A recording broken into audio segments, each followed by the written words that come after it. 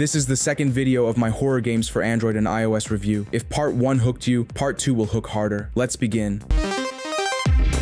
Tony's Tacos has clearly been binge-watching Five Nights at Freddy's. That's how they've cooked up something pretty bizarre in the fan-made Forgotten Memoirs. This multiplayer horror game lets up to 4 people team up as security guards, and they're trying to survive 5 nights of pure animatronic madness. If you want to make it through, you'll need to work together, think fast, and avoid becoming a late-night snack for some creepy taco mascot robot. The game follows the usual scary game rules. You're stuck in a security room with cameras, doors you can close, and screens showing the whole place. But the tricky part is keeping an eye on power, air, and other stuff. If something breaks, you have to leave your safe spot and fix it in the creepy restaurant. I call it a truly unenviable task. The game offers you 3 levels of difficulty, and they each progressively intensify the experience. The standard mode provides a conventional survival horror encounter. The advanced setting accelerates and enhances the animatronic's aggression, but you only get 2 attempts with this mode. If you're seeking the height of challenge, the Nightmare mode offers you a singular chance at survival against hyper-aggressive automatons. They add a promise of a commemorative badge for the truly intrepid. The characters you can play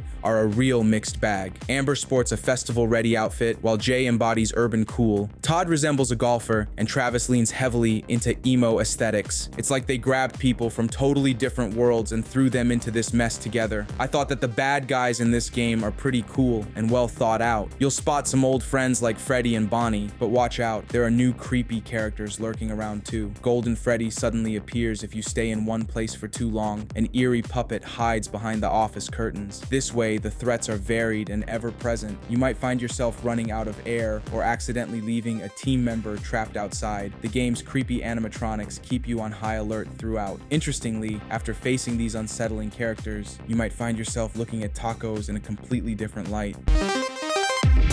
Case animatronics. The influence of Five Nights at Freddy's on the gaming landscape is undeniable. Though not the most refined horror experience, it sparked a surge of streamers and inspired numerous imitators. Case animatronics, developed by Allison and Last Level, is one such title aiming to ride the coattails of this success. In Case animatronics, you assume the role of John Bishop, a detective working a late shift in a deserted police station. An anonymous hacker disrupts your night and manipulates the environment, unleashing animatronics for him to evade. While the game attempts to carve out its own identity with a clear antagonist and motive, it primarily serves as a backdrop for jump scares. One distinguishing feature is your ability to explore the station in first person. This will remind you of Slender, The Arrival if you ever played that. The level design is notably well executed, making navigation intuitive despite frequent backtracking. The dark, eerie atmosphere, enhanced by solid sound design, contributes to the overall tension. Bishop's goal is to unravel the mystery behind the hacker and escape the station. While the animatronics are initially terrifying, they soon feel derivative of Five Nights at Freddy's, lacking originality. Instead of being genuinely scary, they become mere obstacles to completing tasks, reducing their impact. The game is relatively short, with most players able to complete it in under 3 hours. This duration suits its horror nature, allowing for quick, tension-filled sessions. However, some tasks may become tedious towards the end. The variety of animatronics does keep the experience engaging, as each presents different challenges. Overall, Case animatronics is not without merit. If you're living in nostalgia of FNAF but want some new twists, this one's just for you.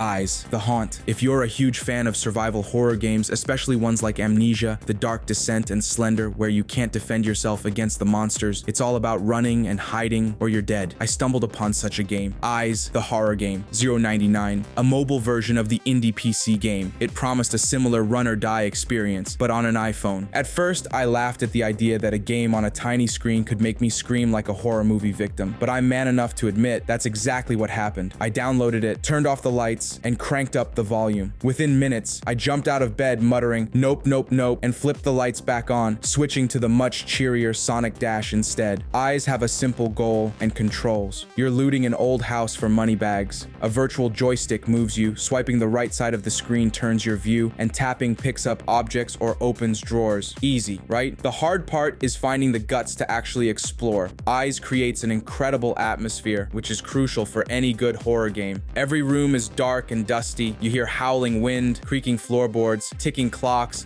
and squeaky doors. These sounds set the mood, but they're also warnings. When your teeth start chattering and furniture starts shaking, hide in the nearest room. There's a ghost roaming around, and she's not happy about you stealing her stuff. If you see her clearly, it's game over, just like in Slender. The clunky virtual stick actually made it scarier for me. Doors should open when you push them, but you often end up sliding against them like a drunk person. Whenever the ghost surprised me, I'd panic and fumble with doors, feeling just like a terrified character in a horror movie. To beat eyes, you need to grab a certain number of money bags and escape through the front door before the ghost catches you. The house layout helps and hinders you. Bags and items are randomly placed each time. Your map fills in as you explore but doesn't show where you are, so you need to remember your path, especially in the basement. Eye symbols let you see through the ghost's eyes briefly, which is disorienting but useful for planning routes. My only gripes are that the money bags are too easy to spot. They sparkle even in darkness, and the game is pretty short. Once you know the house layout, you can finish quickly despite the random item placement. I wish it was longer, maybe extra levels as in-app purchases or a sequel like Slender Arrival, but those are minor issues. Here's my advice: don't be like me. Wait until after dark, lock yourself in a quiet room, and put in your earbuds. Eyes is as immersive, unsettling, and chilling as any horror game on any platform, even if it's not as long as horror fans might want.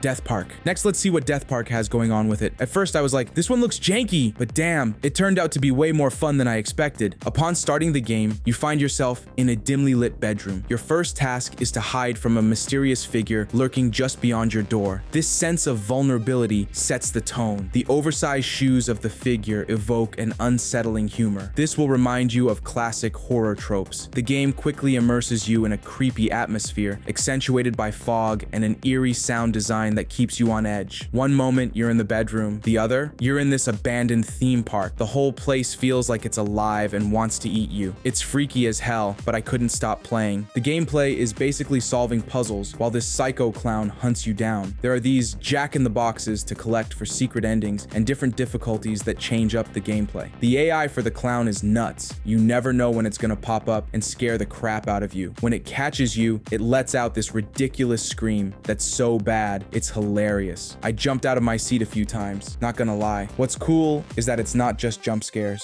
You gotta brainstorm to figure out puzzles in different areas like this foggy park and a maze that'll mess with your head. You can replay it a bunch of times. I beat it in about an hour, but then I was like, I bet I can do it faster. Speedrunners devour this feature. Graphics-wise, it looks like something straight out of the early 2000s, and that just makes it creepier. The sound design is on point too. Hearing the clown's footsteps coming closer, man, it got my heart racing. Look, Death Park isn't gonna win any fancy awards, but it's a blast to play, especially if you're into spooky stuff. It's perfect for Halloween nights with your buddies. For the price of a pumpkin spice latte, you get a ton of laughs and scares. Bottom line, if you want a game that's gonna make you laugh, scream, and maybe pee your pants a little, give Death Park a shot. It's janky in all the right ways, and I had a hell of a time playing it. Lost Within. As a 90s kid, I've seen my fair share of creepy mental hospitals in games. You know the type, right? But don't write it off just yet. There's something intriguing here, and the smooth touch controls definitely help its case. I was kind of worried about how it'd play on a touchscreen, but it's super smooth. You just tap where you want to go, double tap to run, and swipe to look around. It feels natural, you know? And the inventory system is simple. Just a quick tap, and you're in. They kept the HUD minimal too, which I dig for this kind of game. I was literally surprised by how well the controls work. The story is where this game really gets interesting. Yeah, you've got your typical jump scares and creepy monsters, but the backstory of this asylum, it's actually pretty gripping. I found myself ignoring all the spooky noises and just hunting for more info about what went down in this place. The voice acting's nothing special, but reading all those documents and scribbles on the walls, that's the good stuff. Oh, and speaking of walls, the way you can explore every little corner of this place is awesome. It really makes Weatherby Asylum feel like a real spot. By the end, I felt like I'd actually been there, in my nightmares at least. I tried it out on both my Kindle Fire HD and my iPhone. Gotta say, it runs a bit smoother on the Kindle. Makes sense, since Amazon Game Studios had a hand in making it. But don't worry, it plays great on iOS too. Look, I'm not gonna sit here and tell you this game is gonna blow your mind with originality. We've all seen abandoned asylums before, but there's something about Lost Within that kept me hooked. Maybe it's the way the story unfolds, or how all the little details come together. Sure, there were some frustrating moments, but push through those and you'll find some really cool stuff. If you're into horror games and and don't mind the whole asylum setting, give it a shot. The graphics are pretty detailed, and the sound design will keep you on edge. It's not perfect, but it's a solid horror experience with a story that's worth uncovering. Just don't play it alone in the dark unless you're into that sort of thing. Granny, first off, forget everything you've heard about its bad graphics or those clickbait YouTube videos. This game is the real deal when it comes to scares. By now, you know that I've played my fair share of horror games, and Granny tops most of them, hands down. What makes it so terrifying? It's the unpredictability. You're never safe in that creepy house. Granny's always on the hunt, and the clunky controls actually add to the fear factor. You feel helpless, and that's exactly what you want in a horror game, right? Here's the kicker. Make a noise, and Granny knows exactly where you are. Cue those heart-pounding moments where you're scrambling for a hiding spot as she beelines towards you. It's intense. Sure, the graphics aren't 8AA quality, but that's part of the charm. It gives the game a creepy, low-budget horror movie vibe that just works. Plus, there's no downtime, no safe zones. You're always trying to escape. The gameplay is simple but effective. You've got 5 days, think lives, to escape. Each time Granny catches you, you start the next day a bit worse for wear. By day 5, you're limping and your vision's blurred with blood. The system is so cool that it successfully ramps up the tension. I think Granny herself is a terrifying presence. She's relentless, and unlike other stealth games, hiding in a closet won't throw her off your scent. She'll check under beds, in wardrobes. Nowhere is truly safe. But don't worry, you're not completely helpless. You can create distractions or even find weapons to knock her out temporarily. It's all about being smart and planning your moves. The mobile origins show in the simple graphics and controls, but that doesn't stop it from being a genuinely scary experience. In fact, the rough edges almost add to the creep factor. Here's the deal. Granny isn't for everyone. It's tough, and you need to be willing to learn its quirks. But if you're up for the challenge, grab your headphones, turn off the lights, and prepare for some serious scares. Oh, and a quick heads up. This game can be pretty intense on your device. It might heat things up more than you'd expect, so keep an eye on that. All I'd say is, for all people who like horror games, this one is the best they can find on mobile. The review for our top 12 best offline horror games for Android and iOS. Do tell us in the comments what games you'd like to explore next.